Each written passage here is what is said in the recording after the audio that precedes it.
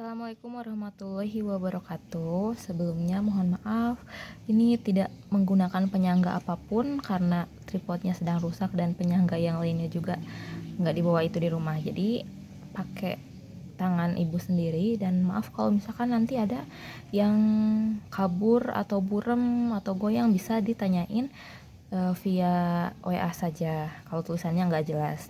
Jadi hari ini kita akan membahas mengenai pemerintahan demokrasi terpimpin. Sebelum demokrasi terpimpin kan kita mengenal yang namanya pemerintahan demokrasi liberal, atau kita juga kenal sebagai zamannya 7 kabinet gitu kan ya. Jadi demokrasi terpimpin ini berawal dari berakhirnya demokrasi liberal. Nah, kenapa sih demokrasi liberal itu bisa berakhir? Ada beberapa faktor yang menyebabkan kenapa demokrasi liberal itu bisa berakhir. Salah satunya itu adalah pemerintahannya itu belum stabil, terus pemerintahan atau kabinetnya silih berganti. Maksudnya di sini satu pemerintahan atau satu parlementer itu hanya bertahan sekitar 1 tahun saja. Jadi ini adalah salah satu faktor kenapa demokrasi liberal bisa berakhir. Terus yang selanjutnya itu adalah partai politik saling bersaing untuk menjatuhkan, seperti PNI dengan Masyumi dan partai-partai yang lainnya. Terus selanjutnya pemilu 1955 tidak bisa berhasil menyusun undang-undang dasar. Nah, terus akhirnya di sini kenapa pemilu 1955 tidak bisa berhasil menyusun undang-undang? Soekarno setelah adanya pemilu 1955 dia itu ingin lebih menyederhanakan partai-partai politik. Jadi kegagalan pemilu pada tahun 1955 ini menyebabkan Soekarno ingin, katanya udahlah cina daripada ini nggak efektif, akhirnya beliau ingin menyederhanakan partai-partai politik gitu. Dan akhirnya Soekarno membentuklah 4 partai besar pada tanggal 21 Februari 1957. Nah, 4 partai besar ini dia itu jadi koalisi, di mana koalisi ini wakil-wakilnya ada dari Partai PNI, Partai Masyumi, Partai NU, dan Partai PKI. Nah, ditambah partai-partai ini juga bekerja sama dengan Dewan Nasional dan golongan fungsional. Jadi kelanjutan dari pemilu 1955 yang tidak bisa berhasil ini menyebabkan Soekarno membuat sebuah keputusan untuk membuat 4 kabinet koalisi. Nah, gitu, itu akhirnya berakhirnya demokrasi liberal. Selanjutnya kita mulai dengan demokrasi terpimpin. Demokrasi terpimpin itu, kalau misalkan kita ingat demokrasi terpimpin, ingatnya itu adalah kepada kekuasaan Soekarno yang penuh. Karena di sini disebutnya demokrasi terpimpin, berarti semuanya dipimpin oleh Soekarno gitu kan. Nah, demokrasi terpimpin ini berawal dari gagasan konsepsi presiden pada bulan Februari 1957.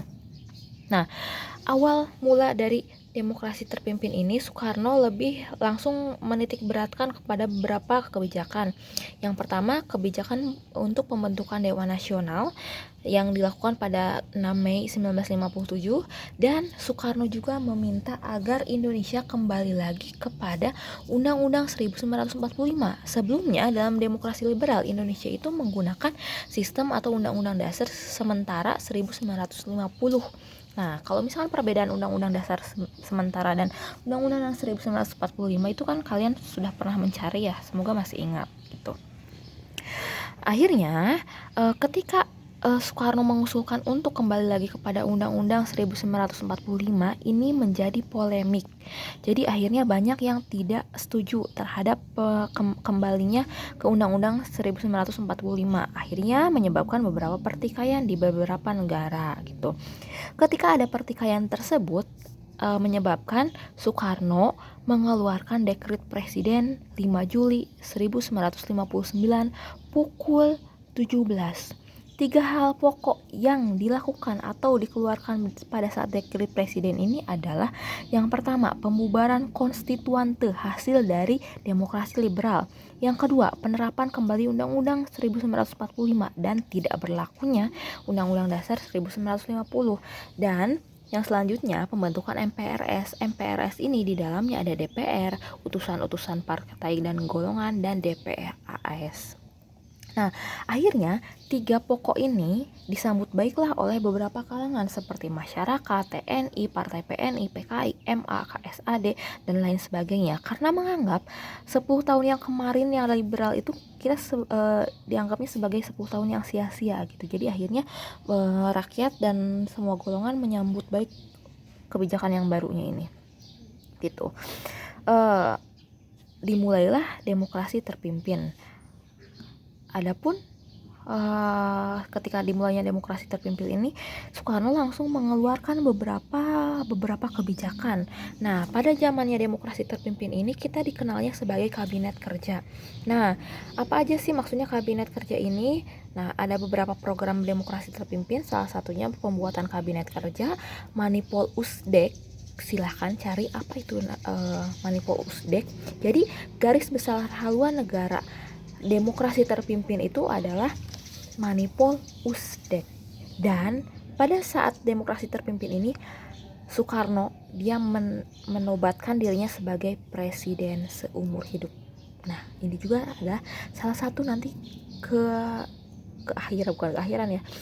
akhir dari demokrasi terpimpin, karena ini presiden seumur hidupnya gitu. Manipol Usdek itu adalah manifestasi politik. Selanjutnya, program-program yang lainnya itu adalah pembentukan MPRS, pembentukan Front Nasional, penyelesaian revolusi. Ini bisa dibaca sendiri ya, ini poin-poinnya. Ini pokoknya nanti kalian bisa dibaca sendiri pengertiannya seperti apa, takutnya nanti ada di ulangan. Nah, di sini juga dalam demokrasi terpimpin Soekarno itu membubarkan Masyumi dan PSI, di mana Masyumi dan PSI ini yang paling mendominasi dalam demokrasi liberal.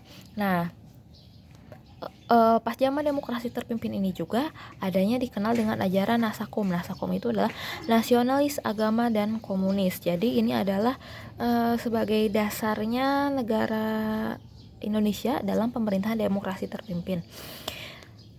Oke, selanjutnya adalah kehidupan politik luar negeri pada masa demokrasi terpimpin. Jadi ada beberapa hal yang terjadi pada saat demokrasi terpimpin dan pada saat Soekarno memimpin. Beberapa halnya itu sama Ibu tidak akan dijelaskan semua ya, nanti mungkin pertemuan selanjutnya kita akan selesaikan demokrasi terpimpin, tapi pertemuan kali ini kita belum selesai. Jadi yang pertama Ibu akan membahas dua aja. Yang pertama itu pembebasan Irian Barat. Kok pembebasan Irian Barat menjadi salah satu kehidupan politik pada demokrasi terpimpin? Nah, ternyata pada zamannya Soekarno, Irian Barat itu belum masuk ke dalam Republik Indonesia karena masih diakui sama Belanda gitu. Jadi akhirnya Irian Barat ini menjadi fokus pada pemerintahan Soekarno. Jadi Soekarno itu ingin membebaskan Irian Barat dari Belanda. Nah, jadi kita ceritain tentang pembebasan Irian Barat. Berawal dari Irian Barat itu masih dikuasai Belanda, akhirnya orang-orang Indonesia itu dan pemerintah Indonesia mengambil usaha-usaha, tapi sebelumnya usaha-usaha tersebut gagal. Bahkan Presiden Soekarno itu membawa kasus Irian Barat ini ke PBB pada tahun 1957, akan tetapi tidak berhasil. Dan akhirnya ketika di PBB tidak berhasil, pemerintahan Indonesia mengambil alih milik perusahaan Belanda. Jadi melakukan aksi-aksi yang anarkis bisa dibilang ya, nggak anarkis, jadi perlawanan lah, bukan anarkis, lebih kepada perlawanan untuk merebut Irian Barat. Nah, setelah pengambil alihan milik perusahaan Belanda, ada juga konfrontasi ekonomi, dilarangnya mendarat maskapai Belanda, dan aksi-aksi lainnya. Akhirnya hal ini gagal juga. Selanjutnya, pemerintahan Indonesia mengajukan ke Majelis Umum PBB pada tahun 1961. Akan tetapi, hal ini juga belum berhasil. Akhirnya, pemerintahan Belanda itu mengeluarkan sebuah kata-kata, katanya oke, Irian Barat akan saya lepaskan, akan tetapi Irian Barat harus membuat atau membentuk perwakilan di PBB dan harus mendirikan negara Irian Barat, negara Papua. Jadi nggak masuk ke Indonesia. Hal ini itu membuat pemerintahan Indonesia nggak terima. keberatan dengan keputusan tersebut. Akhirnya Presiden Soekarno mengeluarkan yang namanya Trikora atau Trikomando Rakyat pada tanggal 19 Desember 1961 yang berisi gagalkan negara Papua, kibarkan sangsaka merah putih di seluruh Irian Barat, dan mobilisasi umum. Nah, ini mobilisasi umum itu adalah sebuah perlawanan lagi untuk merebut Irian Barat dari tangan Belanda. Nah, akhirnya terjadilah beberapa aksi-aksi yang berada di masyarakat dan berakhir dalam perjanjian New York pada tanggal 15 Agustus 1962. Isinya apa? Silahkan sama kalian cari sendiri dan tulis di buku catatan. Yang kedua itu adalah konfrontasi dengan Malaysia dan Indonesia. Dan Indonesia itu keluar dari PBB. Jadi kasus atau kejadian yang kedua pada saat demokrasi terpimpin itu adalah awal mula kenapa sih Indonesia dengan Malaysia itu saling gontok-gontokan sampai sekarang. Karena berawal dari demokrasi terpimpin, berawal dari Soekarno menolak pembuatan negara federasi. Jadi pada tahun 1961 orang-orang Inggris itu yang membawahi Malaysia itu ingin membuat sebuah Federasi Malaysia yang isinya itu adalah persekutuan Tanah Melayu, Singapura, Sarawak, Brunei, dan Sabah. Gitu. Akhirnya di sini Soekarno menentang karena Soekarno itu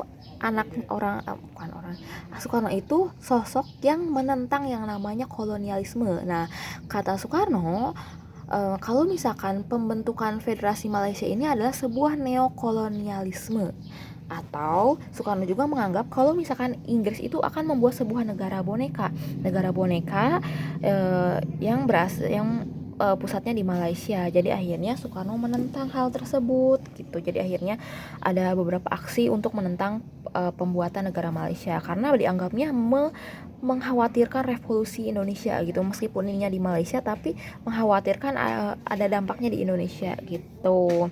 Jadi akhirnya dari pembentukan Federasi Malaysia ini adanya yang namanya Dwi Kora. Nah, Dwi Kora isinya nanti kita bahas ya. Untuk keluar dari PBB juga nanti insya Allah minggu depan kita bahas. Terima kasih. Silahkan kalau ada yang perlu dicatat, catat saja di buku catatan. Sampai ketemu di pertemuan selanjutnya. Assalamualaikum warahmatullahi wabarakatuh.